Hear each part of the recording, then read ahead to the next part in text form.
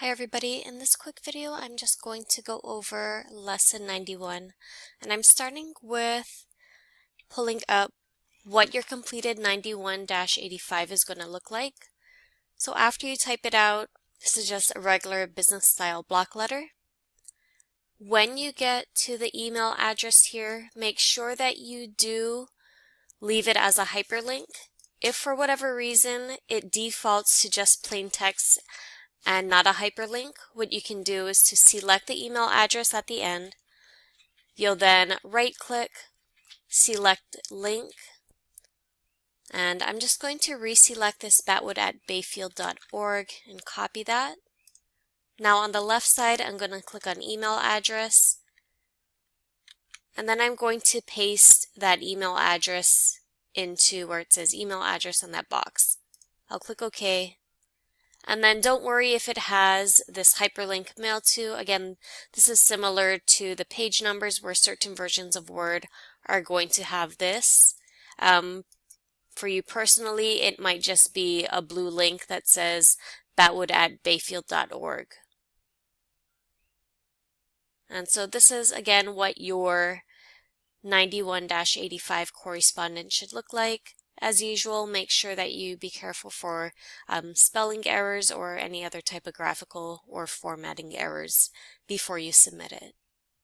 If for whatever reason, when you submit it into GDP, it says that it can't find the hyperlink, don't worry about it. I'll manually adjust your score. But the main thing is that it either says this hyperlink mailed to batwood@bayfield.org, or it does have the actual blue hyperlink when you do submit it. And now that we've gone over 91-85, let's take a look at 91-47, which is a box table. However, we're creating a box table for this patient information sheet. Okay, and it tells us what we should create first by inserting the table with 1 column and 15 rows. We're then going to split cells. We'll also type the information as well as adjust any formatting. And so let's go ahead and get started with this.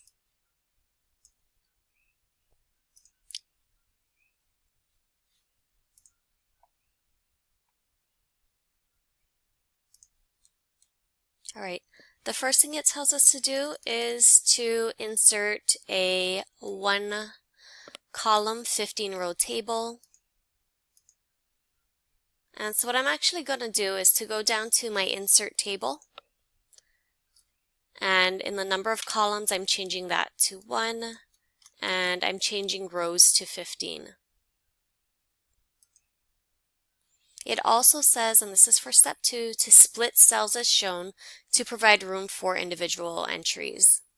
And so if we take a look at this, you'll notice that this row here with the name and birth date, those are different cells. Same thing for the street address, these here, and some more down here. And so let's get started with splitting cells. So the first cell that I'm going to split is this third row. I'm going to right click and then I'll select split cells. Another thing that you can do is to go up to your layout tab up here at the top, and then in your merge group click this split cells button.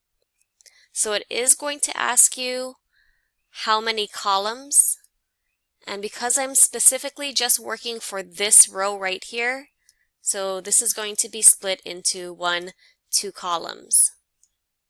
So it should be number of columns 2, number of rows 1. The next line for the street address and phone is also going to be 2. So I'll do the same thing. As for the city, state, and zip code, notice that there's 3 here. So I'll click in that line below, I'll split cells, and this time I'm changing the number of columns to 3. The next 2 lines are fine, so is the employer, and then street address, and then the city, state, and zip code lines also need to have that split cells.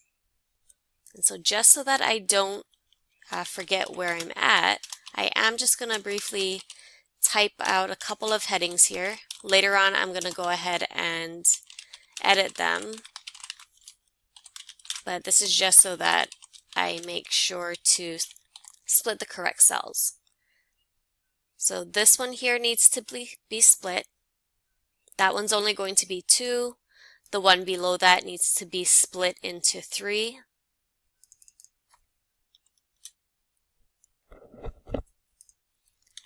After that would have been the insurance information, also the name of company, oops,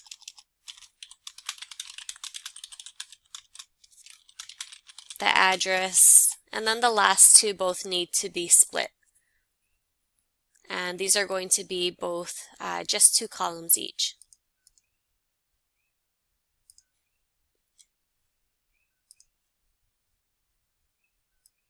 Okay, so we've split the cells, which means that we can now move on to step 3, which is to type the information as shown.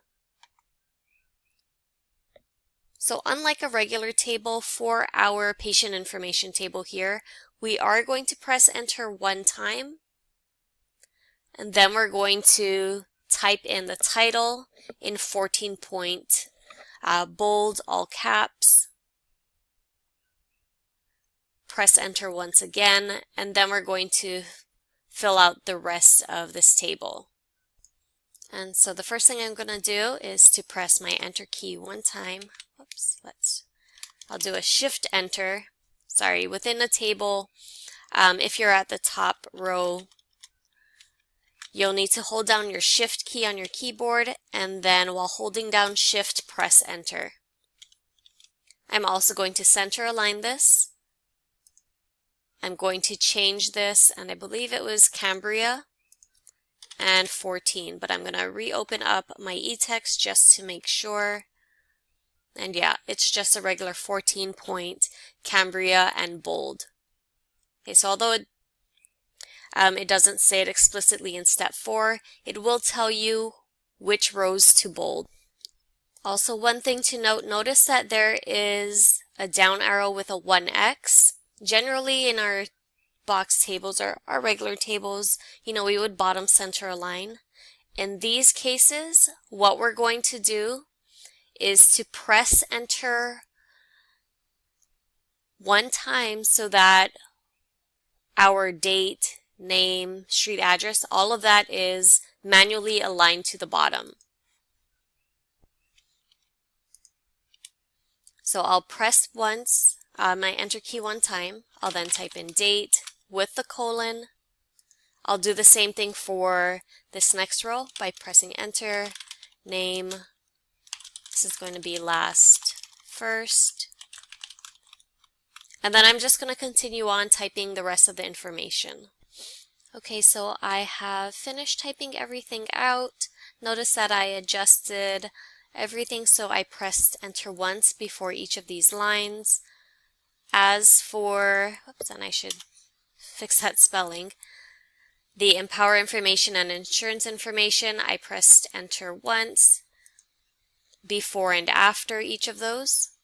And so just like this first one where the blank line in front of patient information was 12 point, and then the one below that was 14, make sure that it's the same for these as well. So in front of Empower information, that should be 12.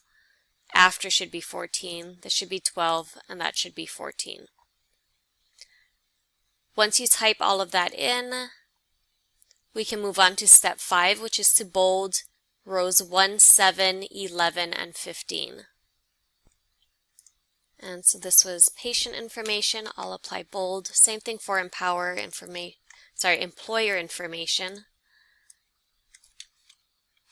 I thought I had fixed that. Insurance information, and then also this last row here, I'm going to bold that. For step 6, it says to apply 25% shading to rows 1, 7, 11, and 15. So notice that these are grayed out. And remember that we did learn how to do this previously. So I'm going to start just with this one here. I'll just click anywhere in this first row. From my Table Design tab, I'm going to click the bottom half of my Borders button. I'm also then going to select Borders and Shading, and then I'm going to click on the Shading tab. As for the style, that's going to be 25%. Make sure where it says Apply To that you change it to Cell, and then click OK. And I'm going to do the same thing for employer information. Borders and Shading, I'll click Shading, that's going to be 25. Again, only apply it to the cell, and do the same thing for the insurance information.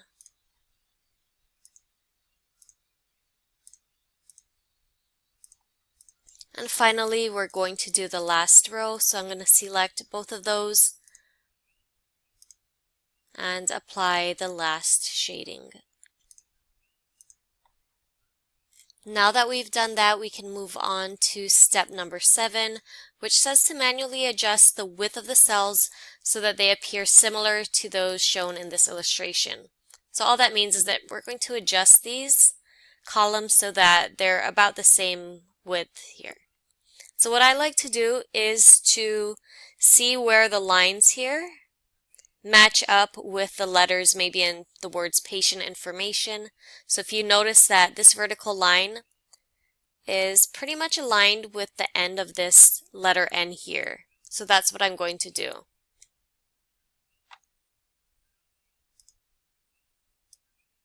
So I'm just going to drag it so that it is right about at the end. You'll notice that as I drag it over, it's also aligned with my zip. Also, you may have noticed that the phone and zip here in the employer information section also moved while you were doing that. However, when we get to the policy number and date sections, if you take a look at the e-text, notice that it's kind of in the center here. So what I'm going to do is to just select phone number and policy number. Oops, let me reselect that. And then I'm going to drag it so that it's about in the aligned with the I or the N in information. And I'm going to do the same thing for the date.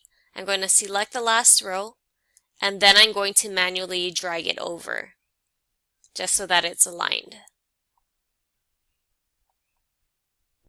And just like with any other table that you have, we do need to center horizontally and vertically.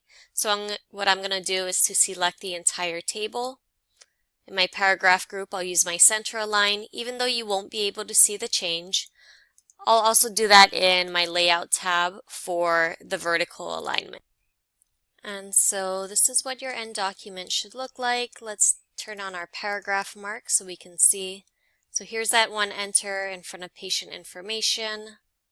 We also press enter once after information and enter each time before we start each one of these fields here. If for whatever reason GDP marks you as incorrect for an omission error with this paragraph mark, don't worry about it. Again, I'll manually change your score for that. When you're doing this in Word, you might have to do a shift enter for it to actually enter down. And so if you get this paragraph mark instead, don't worry about that. Again, if GDP marks you incorrect, I'll adjust your score for that.